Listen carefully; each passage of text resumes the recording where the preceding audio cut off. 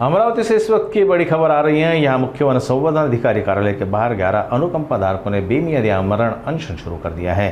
आंदोलनकारियों का आरोप है कि वर्षों से उन्हें केवल झूठे आश्वासन ही दिए जा रहे हैं, लेकिन आज तक सरकारी सेवा में उन्हें शामिल नहीं किया गया। अमरावती जिले के विभिन्न हिस्सों से आए 11 अनुकंपा धारकों ने आज मुख्य वन संवर्धन अधिकारी कार्यालय के बाहर अन्न त्याग आंदोलन शुरू कर दिया। इनका कहना है कि उनके माता पिता की मृत्यु शासकीय सेवा में कार्यरत हुई थी और नियमों के अनुसार उन्हें नौकरी मिलनी चाहिए थी, लेकिन वर्षों से लगातार निवेदन देने के बावजूद प्रशासन की ओर से कोई ठोस कार्रवाई नहीं की गई है।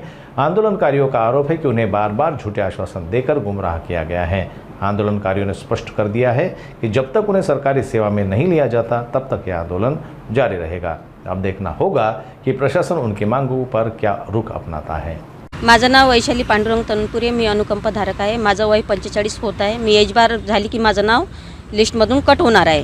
तर आम्ही 19 तारखेपासून उपोषणाला बसले आहे। तर आज आम्हाला पाटील सरांनी आतमध्ये बोलावलं होतं आणि ते म्हणत आहे की आमच्याकडे जागा नाही आहे, आम्ही तुमचे प्रयत्न चालूच आहे 1 वर्षापासून, पण असं त्यांचं काहीच नाही आहे। आम्हाला असंच ते खोटे आश्वासन देत आहे। आम्हाला जोपर्यंत जागा ऑर्डर भेटत नाही तोपर्यंत मी तर जागेवरून उठणारच नाही आहे, कारण की माझं काहीच नाही। माझी आई माझ्या भरोशावर आहे, माझ्या लेकरांचं शिक्षण आहे आणि मला पेन्शन पण नाही आहे। माझी घरची म्हणजे परिस्थिती चांगली नाही आहे। आमचं पुढचं पाऊल हेच आहे, आम्ही इथून उठणारच नाही आहे। आमचा ठाम निर्णय उपोषण म्हणजे उपोषण।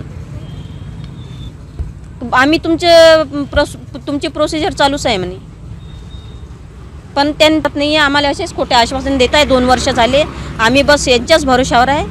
आमच्या मागणी आहे की आम्हाला लवकरात लवकर शासकीय सेवेत सामावून घ्यावे आणि मी अमरावतीची आहे, पण बाकीचे जे अनुकंपधारक आहे ते मेलघाटमधले आहे।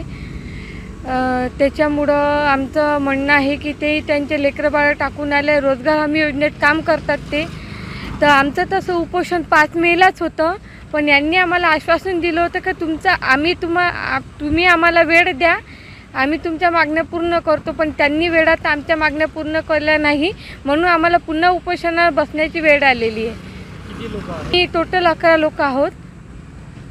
काय आश्वासन करतो म्हणतात, पण मागण्या पूर्ण नाही करत आहे आमच्या। मला 13 वर्ष झाले आहे, पण तरी मला शासकीय सेवा सामावून घेतलं नाही आणखी अजून।